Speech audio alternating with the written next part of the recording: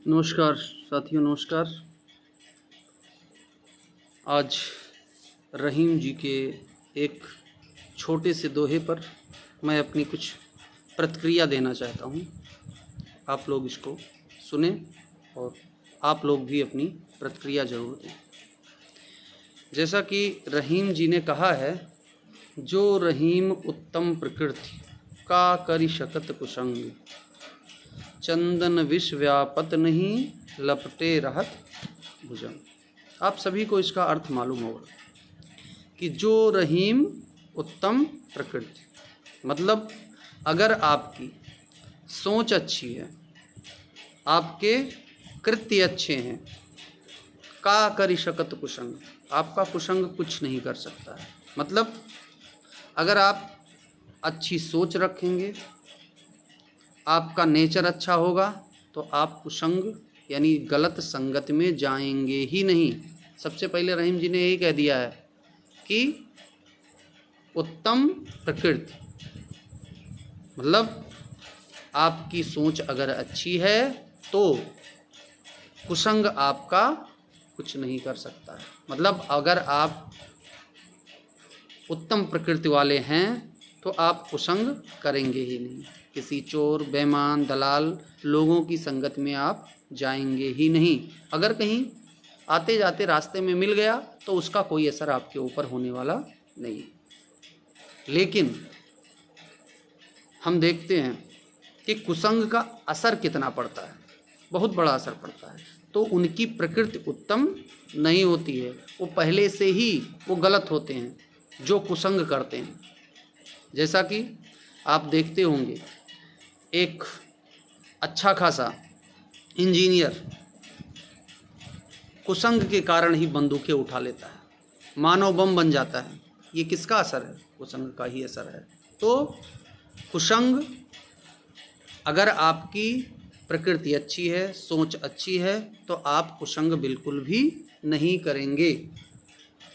इसका मतलब ये नहीं है कि जो है कितनी भी अगर जो है कुसंग आप कर डालें, अगर जो है आपके मन में बेईमानी नहीं है तो आप उसका कोई असर पड़ने वाला नहीं। ऐसा नहीं है बिल्कुल भी। अगर आपकी सोच अच्छी है, प्रकृति अच्छी है, तो आप बिल्कुल भी ऐसे लोगों के संपर्क में जाएंगे ही नहीं। ये किसके लिए कहा गया है?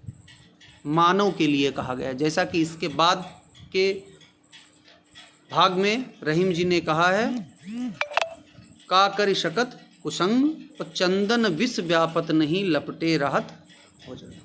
मतलब वो भुजंग, वो अलग तरीके से, वो जड़ के लिए बताया गया है कि भले ही चंदन के ऊपर लाखों सर्प लिपटे हुए होते हैं लेकिन उसका असर नहीं होता है। लेकिन ये बातें मनुष्य के ऊपर लागू नहीं होती हैं।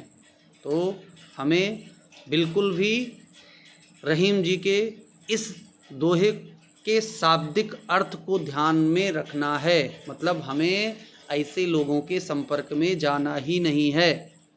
अगर हमारी सोच अच्छी है, हम उत्तम प्रकृति के हैं, तो ऐसे विवेकहीन गंदे लोगों के संपर्क में हमें नहीं जाना है। नहीं तो फिर इनका इतना बुरा असर हमारे जीवन के ऊपर पड़ेगा कि हम पूरी तरीके से बर्बाद हो जाएंगे।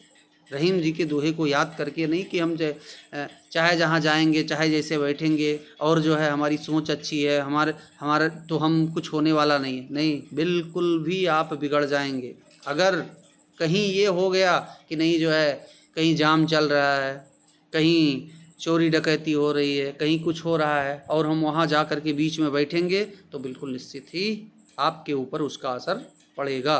बिल्कुल भी इन चीज़ों से इनकार नहीं किया जा सकता है। आपके समाज में बहुत सारे ऐसे उदाहरण होंगे, आप देखते होंगे।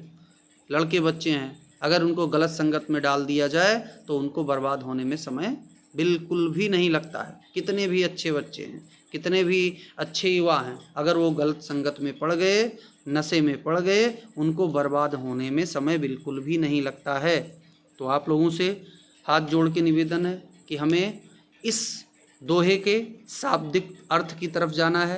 हमें अच्छी सोच के साथ हमें इन लोगों के संपर्क में बिल्कुल आना नहीं है, क्योंकि अगर हम संपर्क में आ गए तो निश्चित ही हमारा विनाश होना बिल्कुल भी निश्चित है। हम उसमें कोई कुछ नहीं कर सकता है। धन्यवाद।